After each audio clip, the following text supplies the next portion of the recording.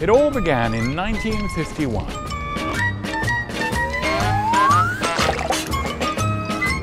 It started here in Dundee.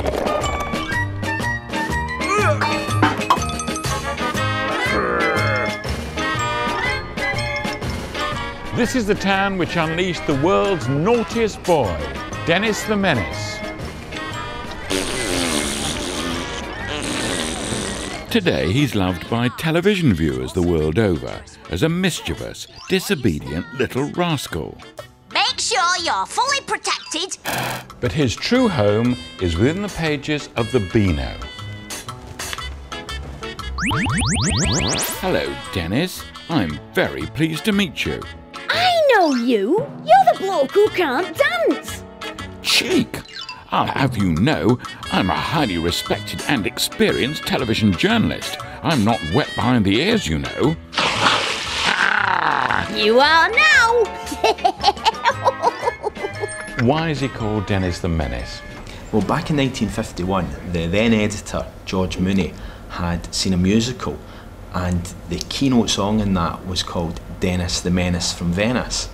Does Dennis the Menace from Venice, a gay gondolier with gold rings in his ear? Now, at that time, he'd wanted to introduce a childlike character into the Beano, and it was really all there in the title of the song. He was Dennis, he was a menace, and the only change George made was that he was no longer from Italy. And so a member of the Beano staff, Ian Chisholm, knocked up a quick sketch of what Dennis might look like, literally on the back of a cigarette packet. Then the first Dennis artist, David Law, brought him to life. It started off with a little black and white strip. He didn't even have stripes, the only stripes were on his tie. But the editorial teams must have thought this is a bit plain, the plain grey, so they put on black and white stripes a few weeks later. A couple of months later, Dennis was given red and black, so this was a sign that... Promotion. Promotion, yes. And today, after 60 naughty years, Dennis looks like this. This is amazing. I'm actually in the Beano office with Dennis the Menace. Yeah, great, isn't it? But how do I know I'm not dreaming? Don't worry, my mate Nasha knows a way. Well, is it a dream, John? It's a nightmare! You can find Dennis's greatest fans at school. I went to St Mary's in Dundee. What is there that isn't to like? I just like everything about him. You want him to be bad? Yeah. And you want him to break the rules? Yeah. And some very surprising people are also Dennis the Menace fans.